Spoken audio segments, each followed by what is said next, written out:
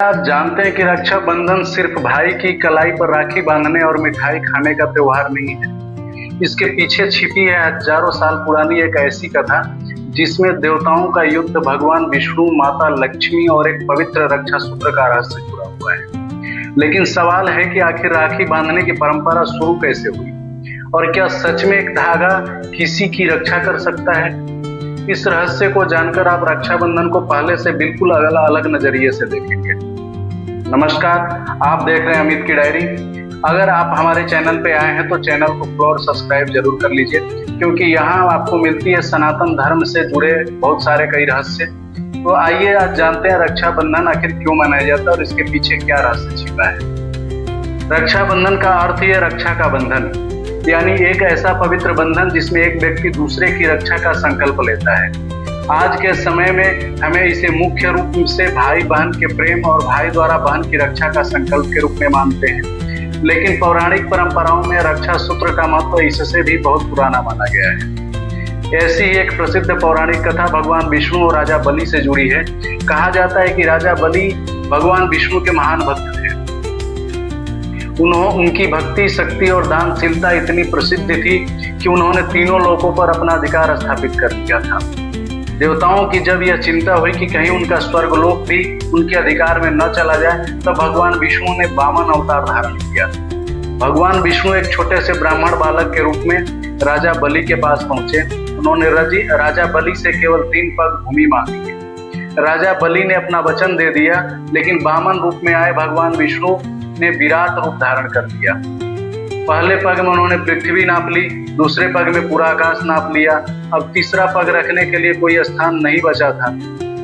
तब राजा बलि ने अपना सिर भगवान के चरणों में रख दिया। भगवान विष्णु राजा बलि की भक्ति और वचनबद्धता से प्रसन्न हुए। कहा जाता है कि इसके बाद भगवान विष्णु राजा बलि को वरदान देते हैं और उनके साथ रहने लगते हैं। लेकिन माता लक्ष्मी भगवान विष्णु को वापस अपने धाम लाना चाहती थी। तब माता लक्ष्मी ने राजा बलि को रक्षा सूत्र बांधा और अपना भाई माना। राजा बलि ने भी माता लक्ष्मी को अपना बहन स्वीकार कर लिया। उपहार के रूप में भगवान विष्णु को उनके साथ वापस भेज दिया। इसी कथा को रक्षा सूत्र और भाई बहन के पवित्र संबंध से जुड़े प्रमुख पौराणिक कथाओं में गिना जाता है। लेकिन क्या यही रक्षाबंधन की एकमात्र कहानी है? नहीं, रक्षाबंधन जुड़ी कई पौराणिक ऐतिहासिक कथाएं अलग अलग परंपराओं में मिलती है। महाभारत में जुड़ी एक प्रसिद्ध मान्यता भगवान श्री कृष्ण और द्रौपदी की भी है। कहा जाता है कि एक बार भगवान श्री कृष्ण की उंगली से रक्त निकल आया। द्रौपदी ने तुरंत अपनी साड़ी का एक टुकड़ा फाड़कर श्री कृष्ण की उंगली पर बांध दिया।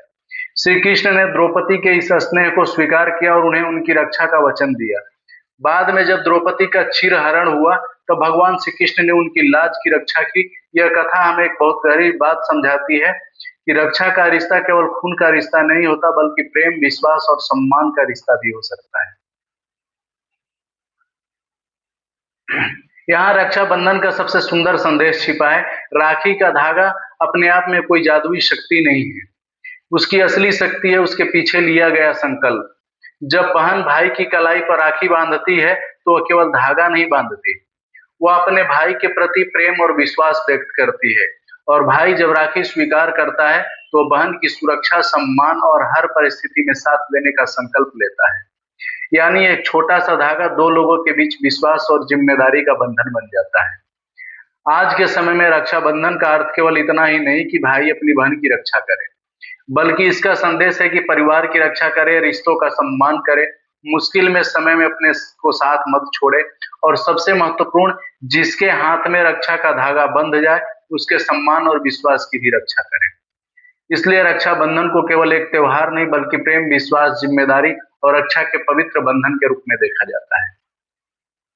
तो अगली बार जब आप कलाई पर राखी बंधे तो सिर्फ उसे धागे मत देखिएगा, उसके धागे के पीछे छिपा प्रेम, विश्वास और जिम्मेदारी को महसूस कीजिएगा। क्योंकि राखी का धागा छोटा जरूर है, लेकिन इसके पीछे छिपा भाव बहुत बड़ा है। अगर आपको यह कहानी पसंद आई हो तो वीडियो को लाइक जरूर करें, अपने भाई बहन के साथ शेयर करें, और ऐसी ही रोचक पौराणिक कहानियों के लिए अमित की डायरी को फॉलो और सब्सक्राइब करना बिल्कुल मत भूलिए। जय श्री राम, हर हर महादेव, जय श्री